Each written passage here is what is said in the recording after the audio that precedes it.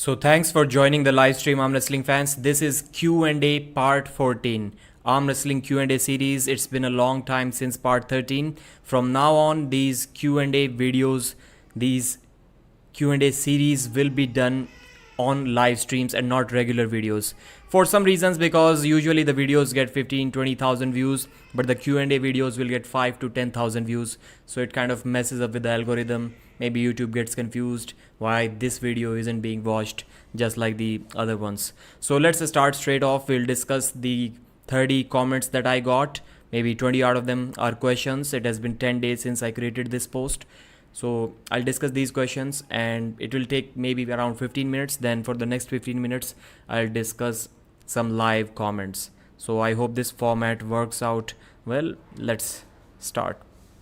And please mention in the comments if the audio and video quality are okay. So questions for Q&A part 14, East versus West special. So this post was done before East versus West actually. That's why I wrote. So maybe more questions are actually about East versus West, but there weren't. So that's why I kind of delayed this one.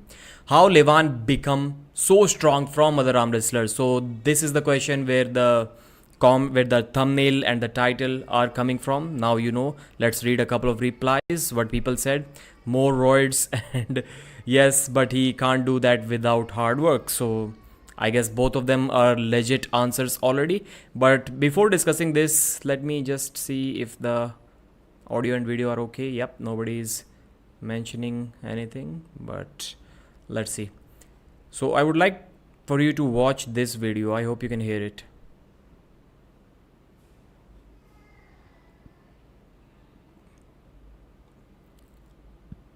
Levan Saginashvili opens up about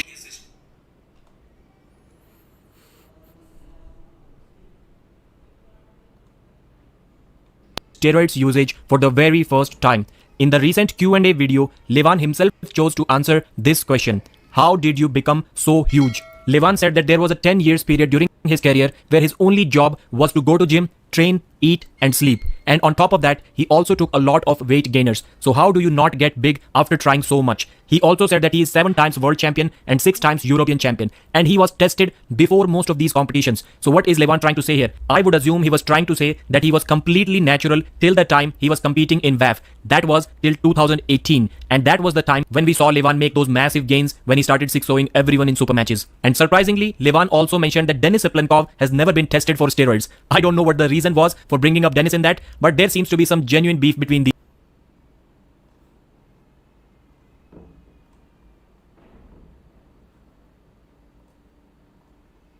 So I hope the audio was clear. Lag start, maxed out. That's hit 90 too much lag. Pradeep, don't kick ass, bro. So basically, in the video, maybe you heard the audio. Levan mentioned that he became a full-time arm wrestler. Before that, he was being tested. So it's not like all of his gains can be attributed to steroids. When we talk about Devon, for example, everybody, like almost no one fails to mention that Devon became a full-time arm wrestler after 2016. That's why he got so strong, and which is true. But when we talk about Levan Saginashvili, people don't usually say that because not many people know that. But Levan was also in the military back in the days. So I don't know exactly when he retired from the military or how many years he served. Maybe he was in it like for 3 years max. I don't know the exact details, but he did not have basically any job since he started winning maybe 2015-16 World Championships. Again, the exact time frame about when Levan became a full-time arm wrestler is not known, but Levan has also worked odd jobs. So there is nothing that can be taken away from Levan just because people can say that he maxed out on steroids. That is simply not true, because it was kind of a cheap move from Larry Wheels when he mentioned that the top arm wrestler in the world, you would die if I tell you how much steroids he's taking. Yeah, Larry has good connections with almost all of the top arm wrestlers, but I don't think all of the other guys besides Levan told him the exact truth about how much steroids they are taking. Maybe only Levan was being honest, and he kind of spread it everywhere on a really famous podcast with, I think it was Bradley Martin. Shouldn't have done that. So that's why people like to claim that, well, Levan is the biggest. Levan bulked from 80 kilos to 180 kilos. That's more than 125% gains. That's why 120% gains. That's why he's taking the most stuff. But I don't think it is true, because he cannot be above and beyond everyone. He doesn't even train that seriously as of now. Like, he does movies, TV stuff. When the match gets announced, he prepares for about 3 months, and he has one match every year. That has been the average for like past 5, 6, 7 years. So he's not even taking arm wrestling that seriously. And even Devon mentioned before their second match that he's just not that serious. Levan was enjoying football games, he was doing reality shows, he wasn't even training that seriously, and he still won. He's still the best guy in the world. So if he was maxing out on steroids more than anyone else, then he would probably be training hard as well. But he doesn't. You cannot say that Levan Saginashvili is the most hard-working arm wrestler in the world. No. Maybe he's really smart, so that's why he doesn't need to work as hard as some of the other guys. But we cannot take the hard work, the talent, the genetics away from Levan Saginashvili. Now, this is one point that not many people talk about. Obviously, the people who have watched Levan's interviews, they talk about that. Levan Saginashvili himself mentions that many times. But he did say that he always used to have big bones. When his coach saw him for the first time, he was like, you got to become a world champion arm wrestler. There is just no way around it, because he saw the potential. He saw the wrist bone, he saw the fingers, he saw the physical stature of Levan when he was not even weighing 100 kilos. Even back then, it was apparent that this is going to be a huge guy. Some guys become heavy later on in their career. Some guys grow taller later on. When I was 15 years old, just 15, I was the same height that I am right now, about 179 centimeters. And many people who were about my same age grew taller than me 2-3 years later after that. So not everyone grows equally. Some guys are just jacked, like the Indian arm wrestler in the youth, Abbas Rana. He's weighing 105 kilos when he's 16, and he's not fat, and he's not tall. He's about 5'10", 106 kilos, 16 years old. So somebody at around his age will say that, well, I'm weighing only 55 kilos and he's twice my size, so obviously he's on a ton of steroids. Well, people don't grow exactly the same. That's my point. So maybe Levan was one of those guys who was 80 kilos, 85 kilos. I asked Levan, when was this photo taken, the greenish photos where he was kind of looking lean and skinny. He was showing off his little muscles, whatever he had back then. So Levan told me that he was around 80, 85 kilos back then, and he was about 17 or 18 years of age. So we cannot take much away from that. Yes, it's still a huge gain, but my guess is that Levan is someone who could still probably be around 140 or 150 kilos if he was completely natural and never touched a thing in his life. So he has openly admitted to steroid usage in that podcast where he was kind of promoting SARMs. He was saying that I'm taking SARMs. I was taking SARMs. He didn't really say too much about steroids, other steroids, but he was talking about SARMs. So that has to be a huge factor. Why? Because Levan himself said that it works a lot. It's amazing. It's not just like your regular steroids, and it helps you a lot without side effects, which many people have debunked since then, the steroid experts so-called on the internet, that it is not true. So Levan was almost promoting steroids in that, the SARMs in that video, which is not a cool thing either. But he himself is giving credit to SARMs, so we cannot take that part either. So those guys who are saying that it is because of steroids, they are right as well. But the truth is lying somewhere in the middle. Levan Saginashvili probably will not be the best guy in the world if he was completely natural.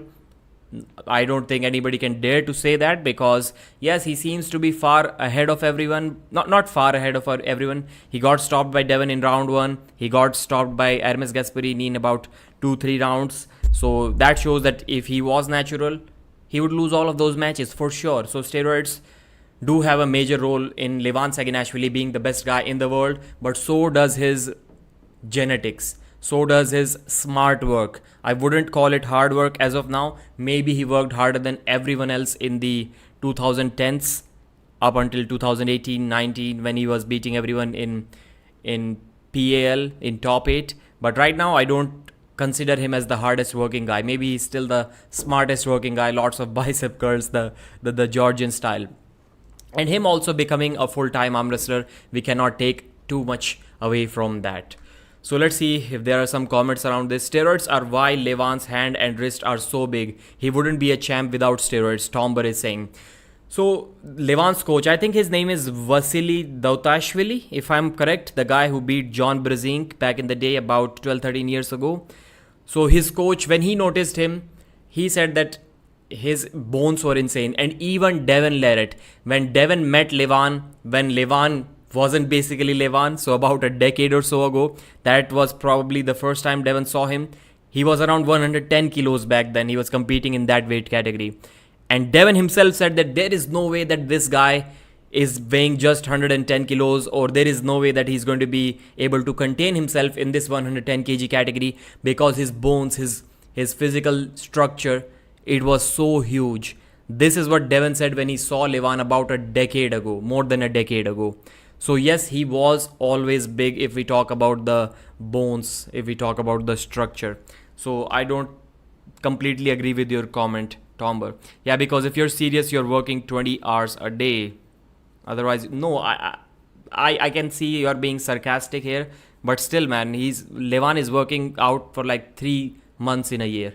That's not what other arm wrestlers are doing. They're working for probably 11 and a half months a year and taking 15 days off in a year. That's what I was trying to say.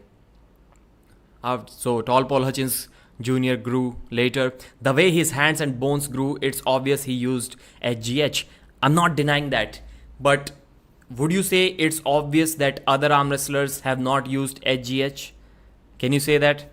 I wouldn't be so sure about that, because there is just no way of knowing apart from other than Larry Wheel's comment about Levan Saginashvili taking more gear than anyone else. There is no other proof saying that maybe some other arm wrestlers, maybe I'm taking more than Levan Saginashvili. Who knows? That's why these 14-inch guns is Devon natural. So I just did a video about Devon Larratt's comments about steroids, and I'll share the screen with you one more time. So please watch that video after this live stream, the complete details from the Gary Goodridge interview, not Gary Roberts. So this is something which Devon said about a year and a half ago about steroids. Obviously, medication works. If you have a car and it's an incredible car and you have one race to win, if you throw some nitrous in the engine, the car is going to go faster. So similar things Devon said in the latest video as well, which we have discussed already. So please watch that. Let's move on to the next comment. We have already spent about 13 minutes discussing this first one, which is a good time. Is there any way to increase hand size from arm wrestling? Length? No, absolutely not. And in fact, no, I will not talk about that personal experience because I've not seen any relation. Devon said that the giant pumpkin training made him grow his right arm a little bit. It's now like this much taller than his left. I don't think so. My left arm is, maybe I cannot measure it here. My left arm is stronger than my right, and the hand is slightly smaller. The arm is slightly smaller. If I were to kick a football, I would use my left leg, which is by far the more dominant leg. So the left leg is slightly smaller than the right leg. Same goes with the hand. Same goes with the forearm and basically the whole arm. So I don't see a correlation between length and strength gains. But size, overall thickness, yeah, I think you can increase the thickness with hard work and more. Like there are two ways. Like first one is you obviously putting a lot of stress like for small amounts of time, and even more than that I would say like considerable amount of stress for high durations, for longer durations, because just like the manual labors. So for example, a mechanic working on cars and stuff, I doubt he's at any point throughout his day or throughout his career he's applying so much of force that a regular guy cannot apply when he's training in the gym. I doubt that somehow. So it's probably not about the maximum amount of force generated. It's maybe about the continuous amount of, let's say 90% force generated, which he does throughout the day. That's what makes you That's what makes you makes your hand grow. That is my just my bro science. It may be wrong, but I don't think it is. Natural bodybuilding TV is saying most dominant is also correct in 3 leg scenario. Yeah. Larry Wheels also said about Levan's steroid use in a podcast. Yes, yes, we have discussed that. We just discussed that for a few minutes. So let's share the screen one more time to see the next comments. I hope the stream has fixed itself right now. Who inspired you to arm wrestle and why do you choose to create arm wrestling news channel? So answering the first question, who inspired me to create an arm wrestling channel? Absence of any arm wrestling news channel out there inspired me to create an arm wrestling news channel. No one else did. Nobody was asking me, bro, we need arm wrestling news, why can't you do that? So no, if you go back on the channel and if you start watching the videos, first few videos were me just messing around on the arm wrestling table with in the football ground with some of my friends. So it just started as a funny videos channel about arm wrestling, and even the name of the channel was Arm Wrestling Noobs. So it was for the noobs of arm wrestling. Then later on I started uploading news because yeah, why not? I saw some news stuff about all of the other games. Why not arm wrestling? Nobody was doing that. So here's the OG of arm wrestling news. Your inspiration in arm wrestling? It used to be Travis Bagent by far. So that was the one person. I wouldn't say, even for this question, I would say nobody inspired me to actually arm wrestle on the table. Like literally nobody. Why? Because I was arm wrestling when I was like maybe 7-8 years old, and this was like, other than maybe sprinting, I used to love that a lot. Arm wrestling was basically the go-to thing. I was the one kid in school who keeps on bugging everyone, keeps on irritating everyone to try and arm wrestle with me. Like there wasn't probably a guy in my school who I didn't ask to arm wrestle and who I didn't beat if they agreed to arm wrestle me. So yeah, that was me. Always used to bother a lot of people in school. Used to arm wrestle maybe almost every single day back in the school. That's why sometimes like nobody was able to put that much tension on the elbows. But I always used to think that, man, the elbows never used to hurt when I was arm wrestling in the school. But right now they do. Maybe the elbows got conditioned back in the day. That's why I didn't feel the pain. And right now I do. If I go hard in a practice, I do feel that beginner's pain, which wasn't there back then. So let's go back to the screen once again. Top 5 favorite arm wrestlers of all time. Travis Bagent, I'm picking past as well. Devon Larratt, Denis Siplenkov, Hermes Gasparini, and I'll say, man, Jeff Hale. You that may be a weird name to take here, but Jeff Hale, I used to really, when everyone used to hate him, that has been me since my childhood. When everyone used to hate some people, I used to absolutely like them, like really like them. And Jeff Hale is one. So if you used to watch the Arm Wars videos, everyone was so cocky. Like everyone was saying Jeff Hale is so cocky, we cannot wait for him to lose matches. And when the French guy, what's his name, Joseph Lowe, when he beat him, you can just go to that video and read the comments how happy it made people. And I was right up until the 6th round, I was rooting for Jeff Hale. Man, please make a comeback, please make a comeback. Then he kind of stopped arm wrestling, at least that on a super match level. After the WL days, I saw him in 2021 WAF where he did good.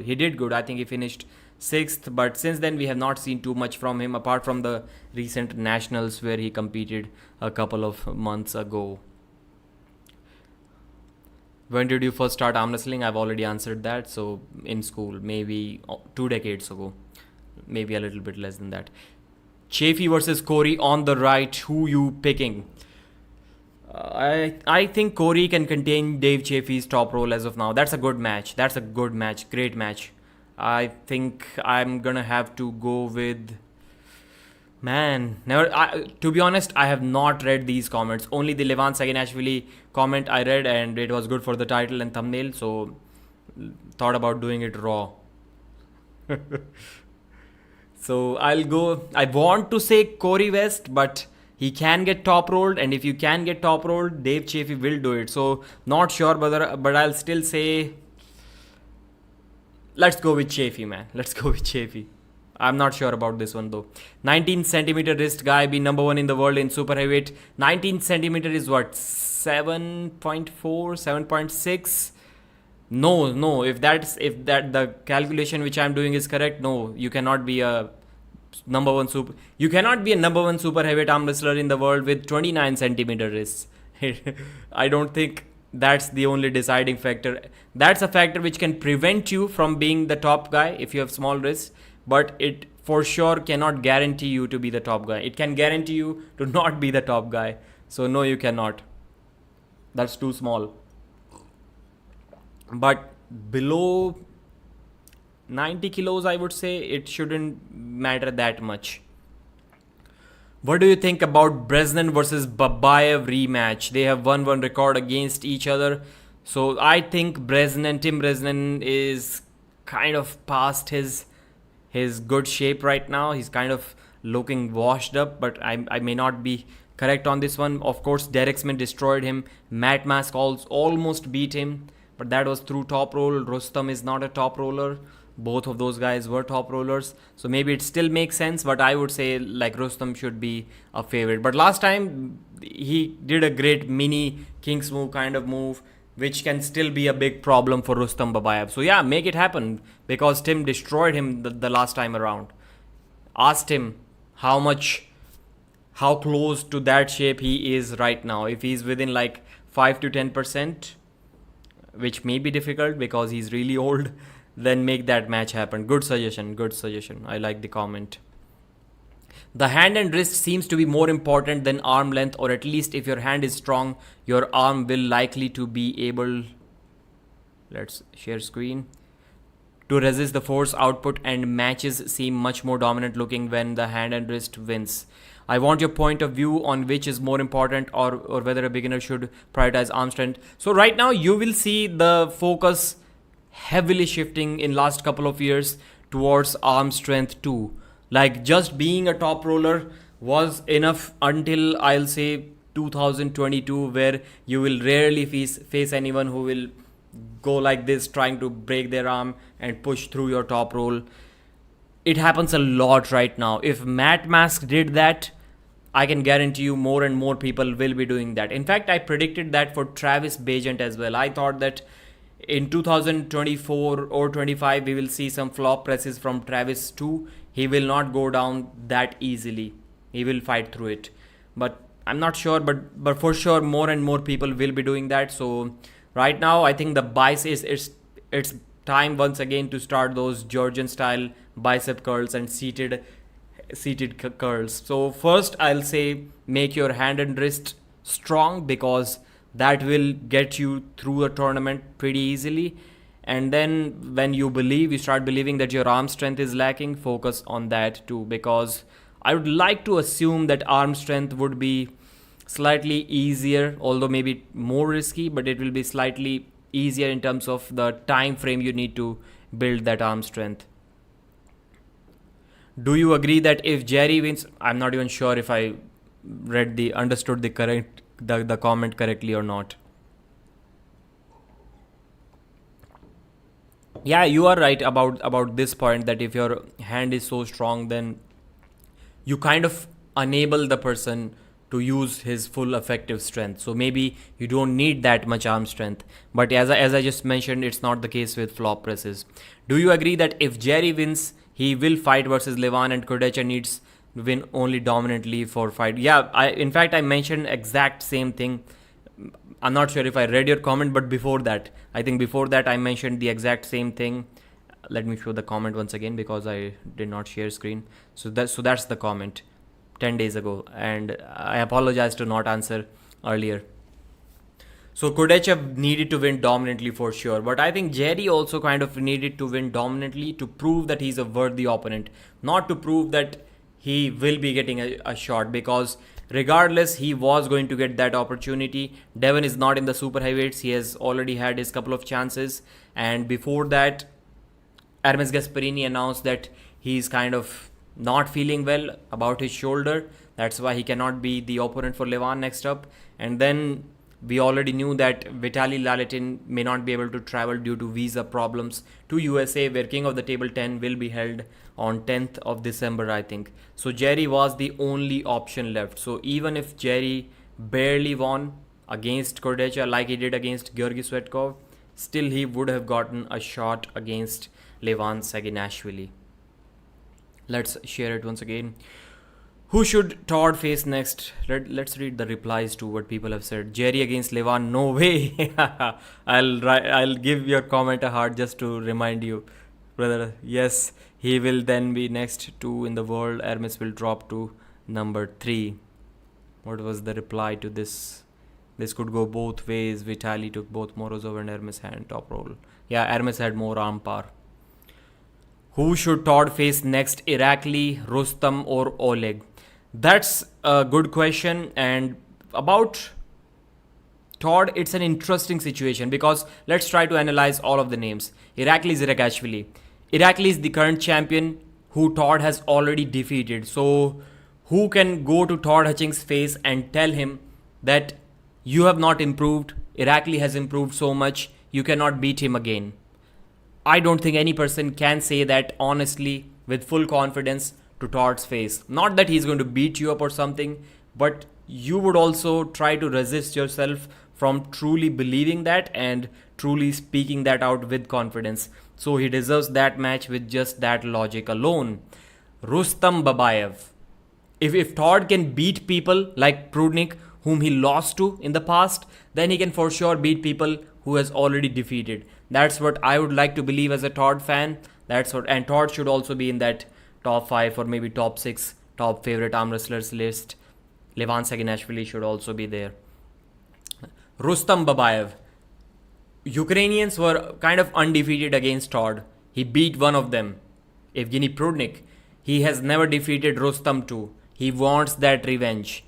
Maybe almost as much as Krasi wanted that revenge against Todzilla, Todd wants that against Rustam Babayev. So for that reason alone, this match must happen. And Rustam seems to be really strong, man. I wouldn't be surprised if he can beat Irakli too in a rematch.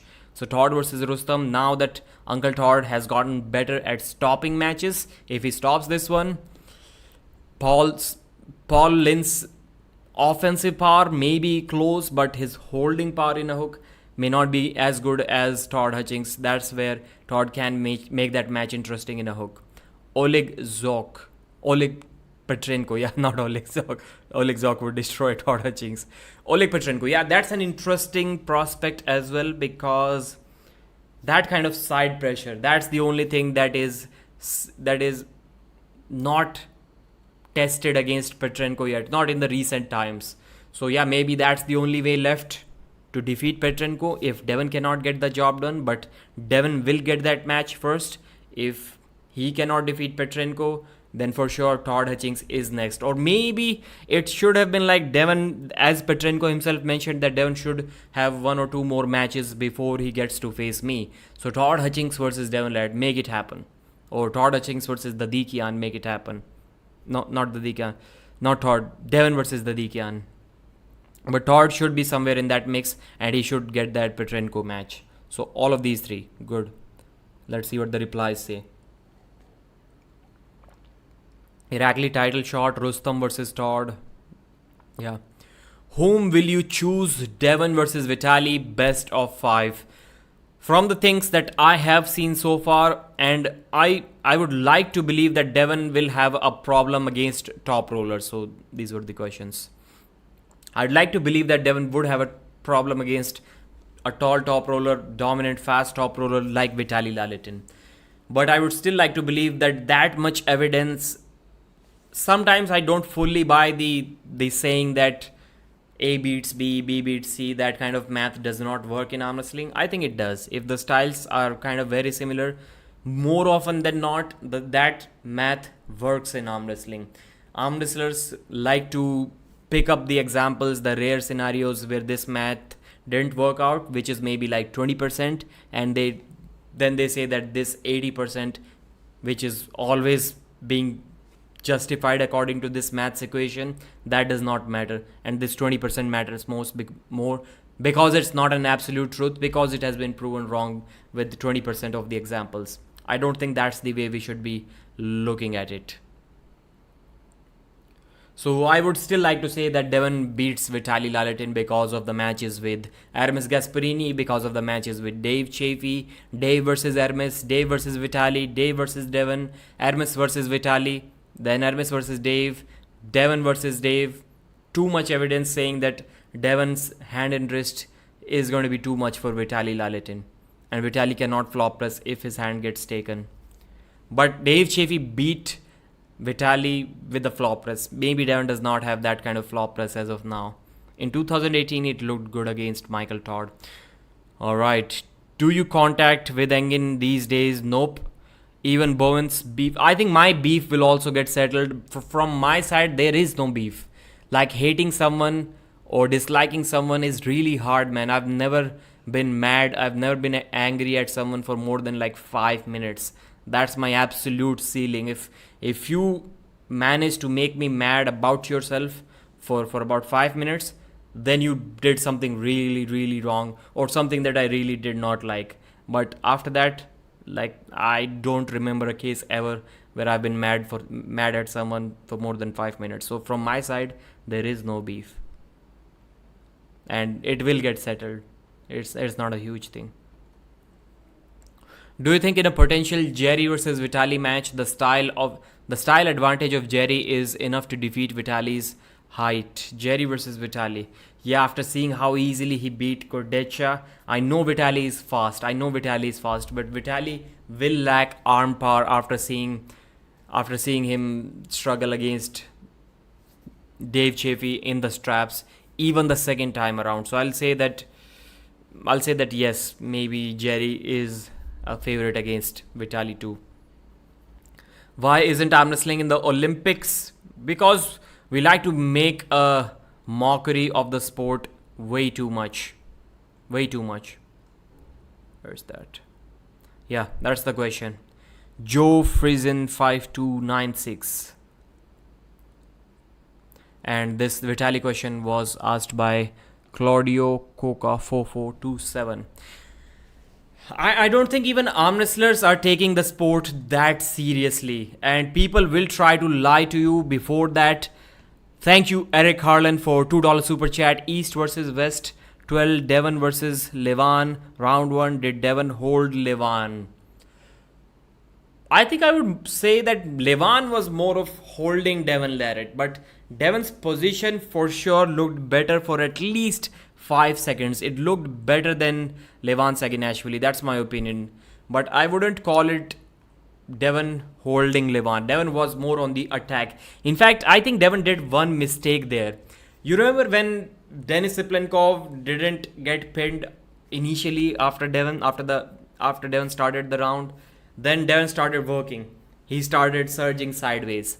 And as soon as the match stopped, not as soon, but maybe after 5-10 seconds after the match stopped in the center, Devon got back, and then he tried to hit exactly the same way as he did against Denis. I can guarantee you Devon thought at that point that he can do that rocking motion, that 20-30 surges against Levan Saginashvili too. That's exactly what he was going for. But then he saw that the arm did not move. His whole body went down, but his arm kind of stayed there. And then he was like, oh shit, now it's big trouble. And Levan thought the same too, because you can see that when Devon hit sideways, yes, the arm did not move, but Levan's hand went little bit past the straight line. And that's when he realized, my hand is going, I better switch to a flop press. So had Devon not did that surge, maybe Levan would have stayed there for longer and he wouldn't have resorted to a flop press, which was eventually Devon Larratt's demise in that round. So Devon should not have done that, and maybe then that round would have extended for 5-10 seconds more and it would have been more iconic. I think I can almost guarantee you that if Devon did not hit sideways for that surge, that first surge that he was planning, first out of the many surges which he was planning, that round would have extended for maybe at least 5 more seconds than what it actually did. Thanks, Eric Harlan, one more time. arm wrestling isn't in the Olympics because we're not taking it seriously, man. And still, there is. People say that money is also important for the Olympics, which I don't fully agree with. But yeah, there's not enough money in arm wrestling too. What about Rustam? That's a completely separate topic. It kind of starts me going on a rant about arm wrestlers, about promoters, about people crying and bitching. So I would not want to touch on this topic too much because I've already discussed it many times, and maybe some other day. Right now I'm not in the mood. What about Rustam versus David? I don't think Rustam will be able to cut to 85 kilos. He's above 95 as of now, and for sure he's going to lose some strength. But he kind of has a little bit belly as well. So maybe if he gets really lean, good idea, man. That's the next thing that we may have to resort to. It may be possible if Rustam is just walking around 95 kilos for those matches, then I think it may be possible. But if he's cutting weight to get to 95, then no. But I don't think he's cutting weight for 95. Tall Paul Hutchins Jr. I'll read the comments later on, but let's first screen share. Yeah, screen share mode is on. Thinking is important, brother. Good. Can Devon beat Vitali in your opinion? Yes, brother. I do think so, and we have already discussed that in detail. Who can beat Levan Saginashvili? Hermes Gasparini has to have the best shot. Let's see what Jerry can do, but it will be difficult for Jerry, even despite the style advantage that people are saying Jerry is going to have against any top roller in the world. भाई आप अपनी job के बारे में बता सकते हो? Can you tell me about your job? और आपने कौन से एग्ज़ाम क्लियर किए हैं? Which exams have you passed? Yeah, there's translation available. Can you tell me about your... No, I cannot tell you about your job. And which exam I've cleared? I've only appeared in one exam for government job more than a decade ago. And that's the exam which I cleared. Why are Indian players not able to reach the position to give competition to world class players? In what part we Indians are lacking in? Genetics, this is one thing I'll talk about it later on. Can we make arm wrestling as big as Indian Premier League, which is the cricket league? I think after football, the biggest league in the world, by promoting it with the help of celebrities and making the event at a very grand event. So Pro Punjab League, they've partnered with the great Kali, who's now the brand ambassador of one of the teams, and John Abraham, a huge movie star in India. He's doing TV promotions now for Pro Punjab League. And I think it will help in building people interest about the sport of arm wrestling. Yeah, you're right. So why Indians are not at the top level? First of all, because I would say the biggest reason, it has to be genetics, man. It has to be genetics, because where are the strength sports in which we are dominating? People will say, well, it's the facilities, and I absolutely hate it. There was one video going viral around in India. Some Indian in USA in a university stadium showing a synthetic athletic track. And he was like, that's the kind of facility the guys in the States get, the kids in the States get. Why wouldn't they have tons of medals at the Olympics? And I was like, really? And people are crying, yeah, in India, the politicians messed it up. They take everything. They don't allot the money. And which is true. But it must be true in every single country in the world. Like, I doubt there is a country where the sports budget for a particular location was, let's say, $100 million, $50 million, and they allocated all of that. So maybe out of 50, somebody would steal 25, somebody would steal 40, somebody would steal 10.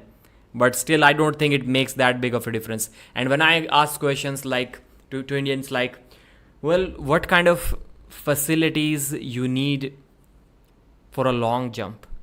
Where are the long jump gold medals from the Indians? What kind of facilities do you need for a triple jump or a javelin throw? I don't think you need any facilities apart from a coach, which you can hire, which is not a big deal. Like, even if somebody threw like 80 meters in your country, still, if he's an experienced coach, he can actually coach you better than someone who threw 90 meters. And I say that if it is about that much, then why are even the poorer countries getting medals? So instead of saying that, why shouldn't we say that maybe genetically we are not gifted for strength sports at least? Because why are we getting medals in shooting? and not in, let's say, powerlifting.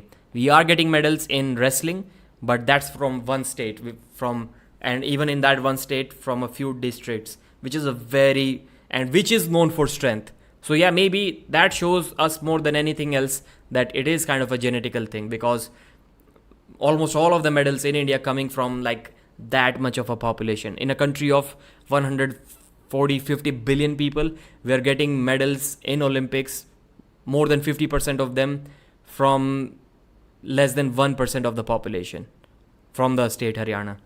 So don't complain about that.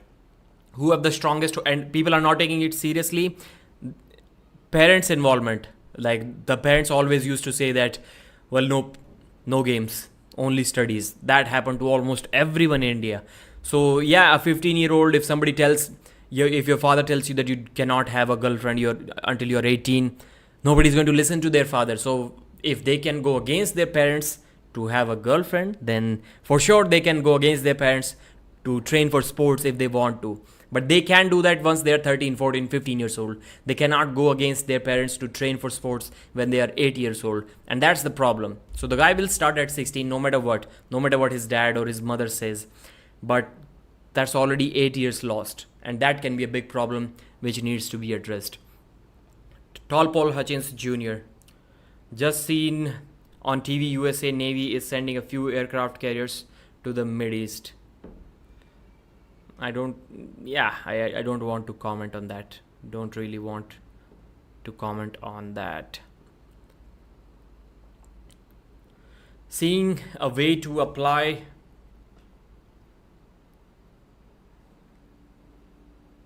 to yourself is the most important and ties into genetics. I would not get hooked onto what you are supposed to do when everything is proven agreeable. Health is strength. Okay. I don't exactly know what comment you are referring to. I remember Francis Zinvi was a pressing medalist in Euro competitions in early 2000s, just after the... Don't know, but brother, who you are talking about. Jake's Armwrestling Universe. Personally, let me shift this to here. Game of Arms was awesome. Wish they would have continued that. Yeah, I watched. I think there was only one season. I think. Yeah, I watched that. Tim is not good in good shape. Yeah, it surely seems crazy how China can pump athletes with their weak body types and supposedly testosterone, unreactive physiology. I saw a video where they were like, China has this entire